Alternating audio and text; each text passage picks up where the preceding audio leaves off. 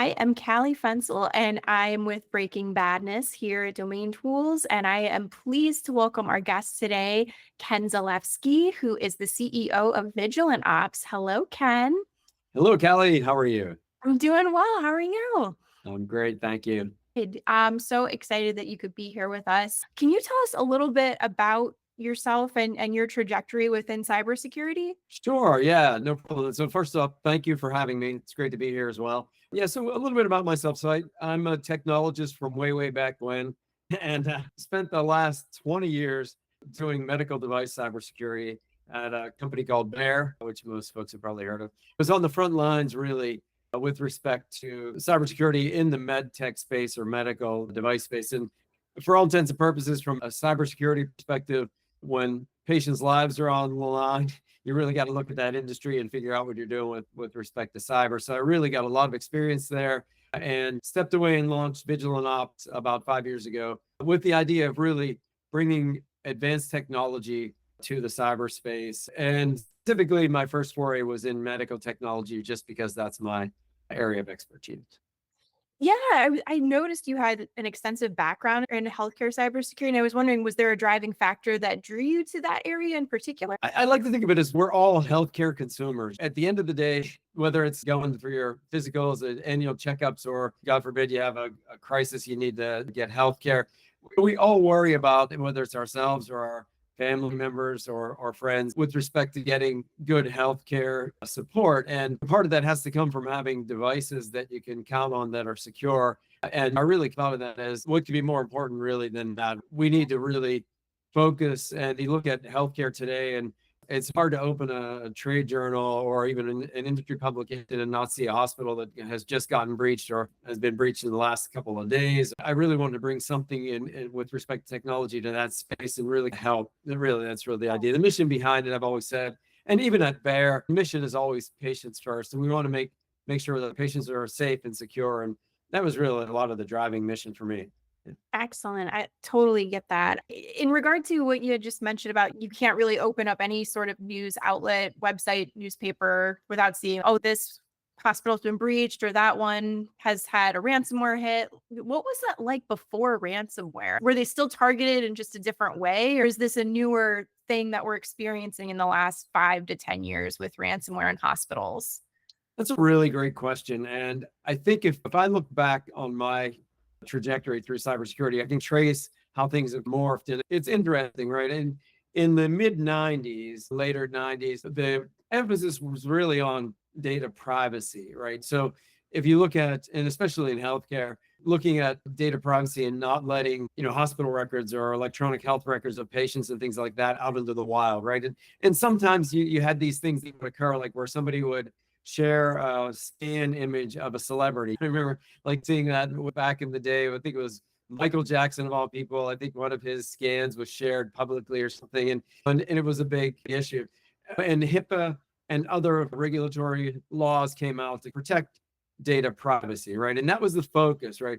Up until about, I think it was around 2011 or maybe somewhere around there, we were rolling along pretty nicely with privacy as the focus. But then I was at a conference, I think it was a Black Hat conference actually. There was a presentation that was given by a gentleman who had diabetes and was hooked up to it, had his own pump running. And he took out his laptop and he showed how he could hack into his own pump, like on stage. And Wow. everybody freaked out a little bit. We were, whoa, yeah, we never thought of that. You can actually, because he had wireless on there and he could had Bluetooth and he could hook up to that with his computer. And it was really easy. There was no passwords and no protection. And so everybody was like, whoa, that's really crazy. So the FDA got a hold of that and they said, hey, we got to do something about this. And they started to look at security in the same light as they were looking at patient safety. So for many years, right, medical devices focused on patient safety. The last thing you want to do is harm a patient with your device, of course. But then now, fast forward to today, security is just as important, if not maybe more important with respect to medical devices. I can't say more important. Safety is always important, but security is just right up there, right? It's just as important, right? Oh, yeah. Wow. That is very interesting. That example with the diabetic patient. I'd never heard of that one before, but wow. Oh my gosh. No, I'm scared. Yeah, it was scary. And actually, I think just anecdotally, I remember I didn't see the episode, but I heard there was an episode of a CSI or something back in the day. I don't know, it was a celebrity or a political candidate or somebody like that who had a pacemaker who went and got it, the wireless capabilities turned off so that he couldn't be hacked or something. There was fear that he would be hacked and killed or something. So I think everybody picked up on this idea of devices have to be safe. Yeah. There could be harm done to the end user or the patient. It's not just the product itself, it's also the app that might go with it. Like, for example, my father has hearing aids, and the really cool thing about those is like they hook up to an app on his phone and he can control the levels. So it's like you have to look out for that app too, right? Yeah, of course. Yeah. So, anything that interacts or interfaces with a patient at the end of the day needs to be considered as part of your cybersecurity environment. So, if it's an app that's interfacing with the data coming from the patient, or an app that in some cases can control the level of activity with that particular device. I was at a conference a week ago. They're talking about brain implants, right? And they've been working on that stuff for a little while. They're making great progress. It's really a neat, fascinating field. They're starting to think about now cybersecurity with respect to those devices, right? You implant something in someone's brain, you don't want somebody to get a hold of it nefariously. There's software running in there. And even if you just think about the repercussions of updating that software or components getting vulnerable, it starts to get a little scary. So yeah, you're right. That whole ecosystem has to be considered when you think about cybersecurity in that device. Yeah. Yeah. What about apps where it's not necessarily just controlling a device, though? It's what about apps that track for different, for example, I'm putting in how much I walk every day or I run every day. What about protecting that? Is there a safe way to be protecting that sort of data, or is it always going to be distributed to a third party?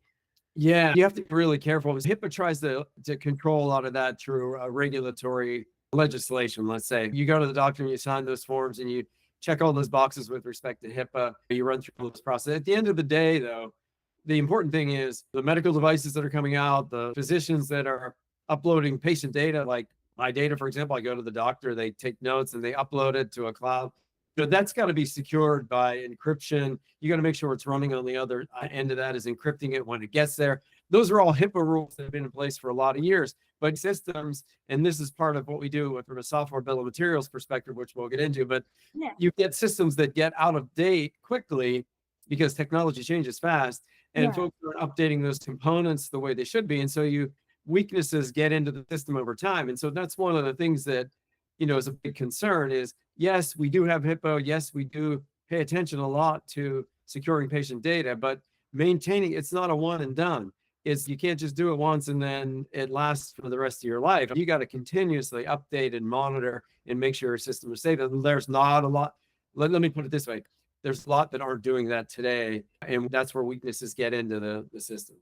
Yeah. Can you explain what a software bill of materials is and why it's so important in the context of healthcare cybersecurity? Yeah, of course. And that's a great question. Software bill of materials, the idea behind it is pretty simple.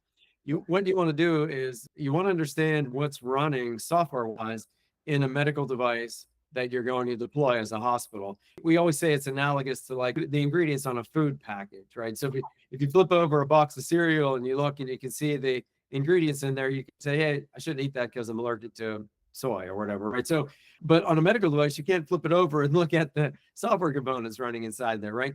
And the reason that's a problem is because those software components become vulnerable, as I just mentioned, over time. I'll give you an example, and I'll pick on like a vendor, a commercial off-the-shelf component that you get from a vendor.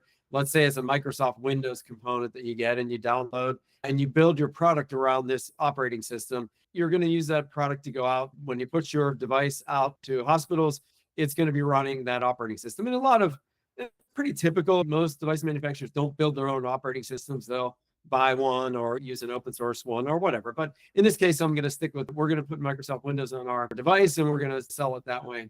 The issue with that is over time, that Microsoft component ends up with vulnerabilities in it. And vulnerability is an opportunity for a hacker or somebody who wants to do nefarious things to that device to get into that device through an unsecure method or technique, or maybe some open door to software that hasn't been closed properly, however you want to frame it. But there's a quote unquote vulnerability in that component. Once that's known in the hacker world, there can be exploits or breaches of those devices with that component by exploiting that particular vulnerability. And so a software bill of materials is supposed to provide this, what we call transparency to the consumer of that device. So a hospital, for example, that's going to put my medical device on their network. we're going to provide the transparency so they can see, oh yeah, this, I'm going to flip over the device, so to speak, and I'm going to say, oh, look, they're running Microsoft Windows version 10. Okay, that's good to know because there are two vulnerabilities that I need to worry about with Microsoft Windows version 10. So I'll do these things. I'll contact the vendor for a patch or whatever I want to do. But at least I know at this point that I'm running that component and there are some vulnerabilities there. And that's the real simple way to describe an SBOM or software bill of materials. It's just supposed to be this mechanism to communicate what's actually running from a software perspective in that system. It can be a medical device, but it can be anything. When you look at industries, all verticals rely on software. The financial services space, certainly government. They look at smart cars, automotive, right? They've got massive amounts of technology in those smart cars that are running software components. You need an SBOM for those too. So an SBOM is the same across all industries. And you can just think of it as a list of software ingredients running in that system. I was going to ask if you call it SBOM for short or. Yeah, that's the acronym. Yeah, people say SBOM for sure. Yeah. And is that a proprietary terminology from Vigilant Ops, or is that more ubiquitous within the healthcare cybersecurity realm? SBOM itself has gotten a lot of traction. It's not a Vigilant Ops thing with respect to the formatting or the standards of the SBOM. Actually, the government picked up SBOM. The CISA group, the Cybersecurity Infrastructure Security Administration, picked up the SBOM a few years back and started to make, and actually folks can go out and take a look at that. If you just Google CISA and SBOM, you find their page with all the references. But they basically looked at how can we use this methodology, this SBOM technique across industries. And they came up with what they called a minimum set of elements that should be in an SBOM. So if you think about that, like a list of ingredients on food packaging, they said, what should we include in this? What data should we include in the SBOM so that the consumer can be aware of what they're running? And so things like I just mentioned to you, I glossed over, but the vendor of the component that's running in there, the version of that component is really important to know, right? You want to know if there are any vulnerabilities against that component. So there's a minimum amount of information you want to see in that SBOM, and that's grown as a standard across organizations, across industries, what they call the minimum elements in an SBOM, right? And so that's one thing that's already taken place. And so the SBOM is becoming a standard really for communicating this information across industry. Okay. And we alluded to this a little earlier about some of the challenges that healthcare orgs face, but can we expand on those and talk a little bit about how SBOMs help address those situations like ransomware or like these, third-party breaches with vendors that healthcare organizations might work with? Of course. Yeah, no, that's a great question and a great topic to discuss. On average, there's at least 10 to 15 connected medical devices in a hospital room, just a single room in a hospital. So if you think about, the reason I bring up connected medical devices, because once you connect a device to the network, your risk for hacking or breaching goes up exponentially, right? Because now nobody has to be right next to the device to hack into, right? You can be around the world anywhere, and right, if you can get to it through a network connection through internet, then you exponentially increase this risk. If you look at that number of devices that are out there today, it's just staggering with the volume. And the other thing is no medical device manufacturer today wants to create a device that is an island in and of itself. Everybody wants to communicate. You just mentioned there, right, with your father's device, there's the data that's being communicated back and forth. The reason that's happening is because we've all figured out that the more data that I have about a particular patient with a particular diagnosis, the better I can prescribe and work with them and treat their illness. So I want data about everything about that patient. So all the way down to like thermometers are being connected to the internet because you want to have that information. So nobody's going the other way. Nobody's saying, hey, let's take our device off the network. That just seems silly. So you've got devices that are connected today that represent what we call legacy devices in the healthcare space that have been out there running for many years. You have new devices that are coming out that are connecting also to these legacy devices and to others and networks. And so the problem just grows in a compound way every day, really. So that's the first thing. The massive volume in the space of potential vulnerabilities is just staggering.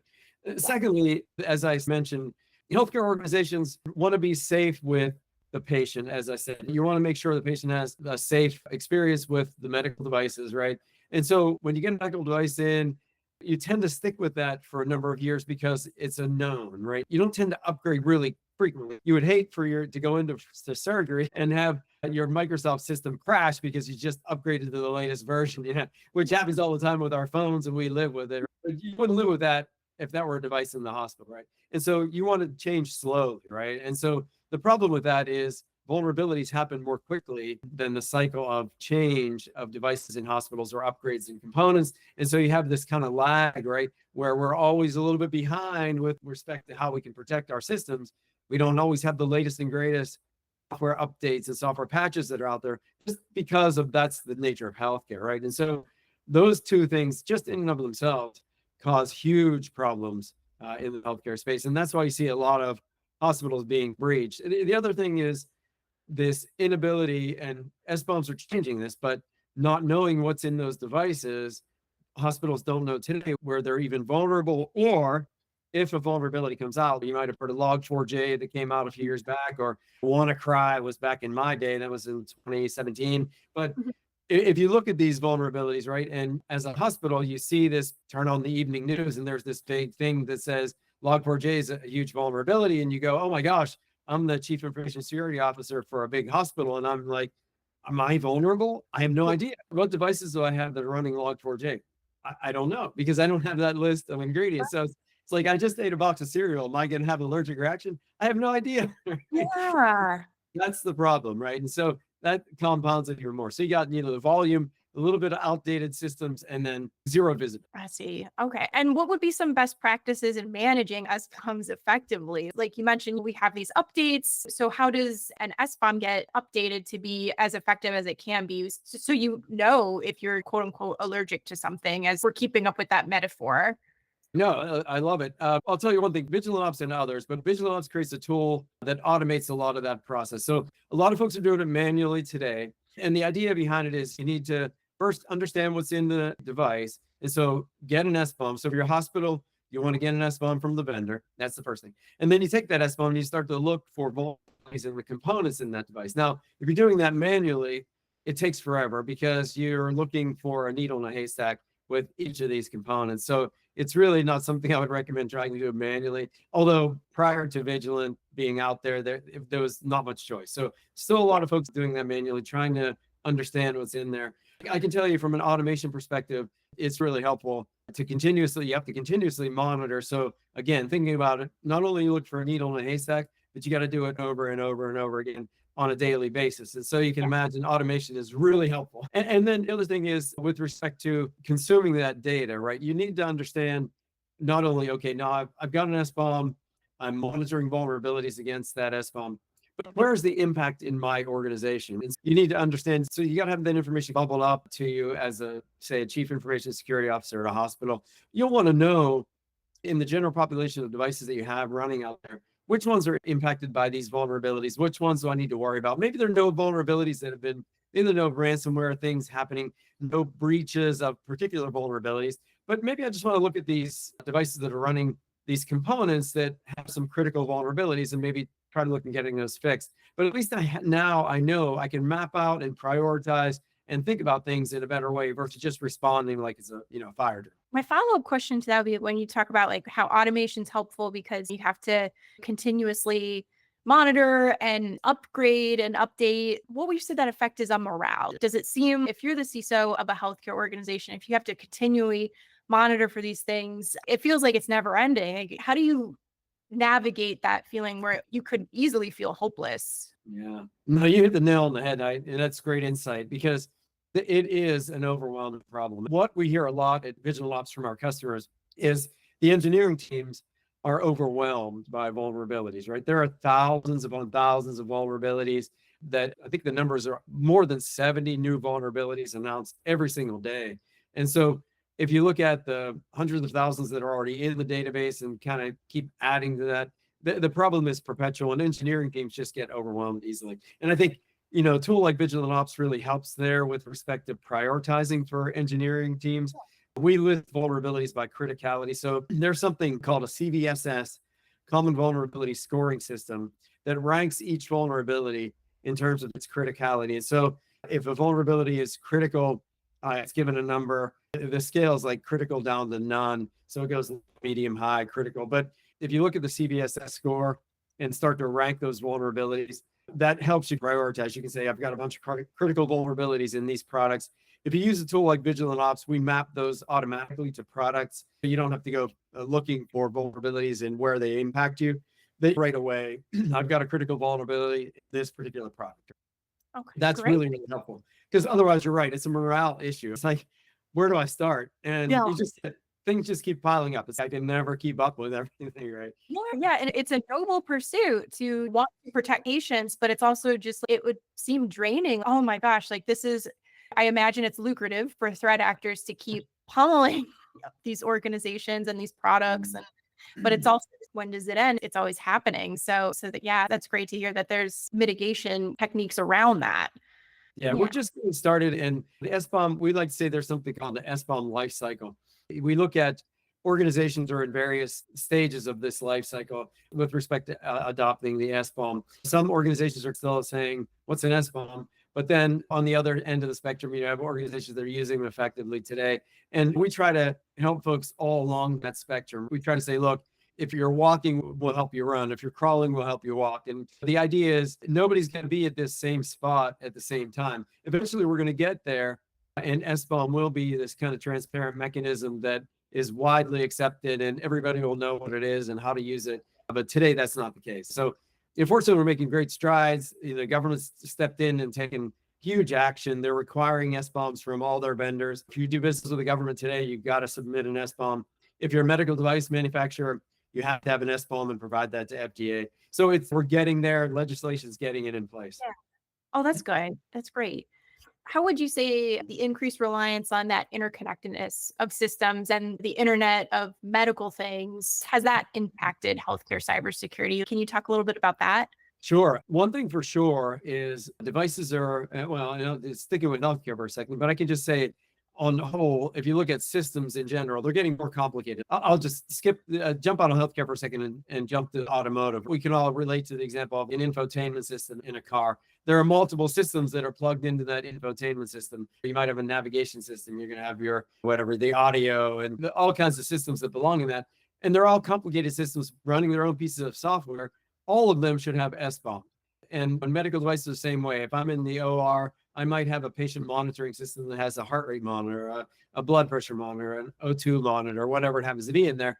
And all of those should have their own SBOMs, right? And so if you look at that complication of SBOMs within products, right, that also starts to get really unwieldy. Vigilant Ops took that problem head on because we heard that loud and clear from the medtech space where medical device manufacturers saying our devices, our products are much more complicated than just a single SBOM.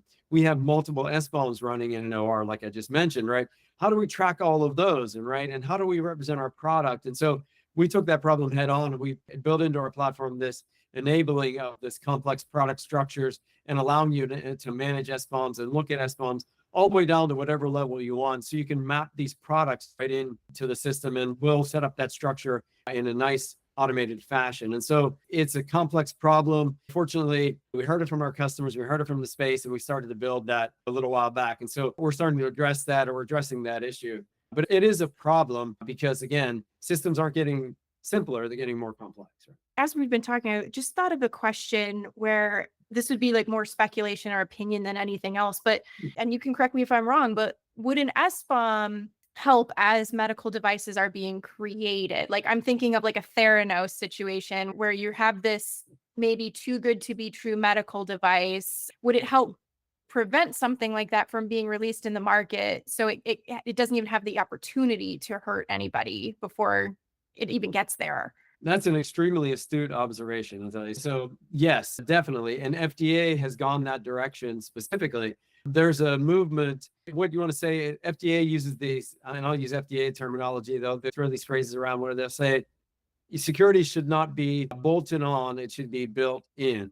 And we say you should shift left when you think about cybersecurity, meaning if you look at a life cycle development process of any medical device product, right? You start in the design phase, you work your way through kind of development, and then you get through the release phases, and you eventually get to the market. But during that product life cycle, you want to shift that cybersecurity focus as far, what we'll say, upstream in that life cycle as you can. So even all the way back into the design phase, to your point, you should be thinking about security or cybersecurity, even when you're designing it, that product. So you're not releasing products that are already unsecure, let's say.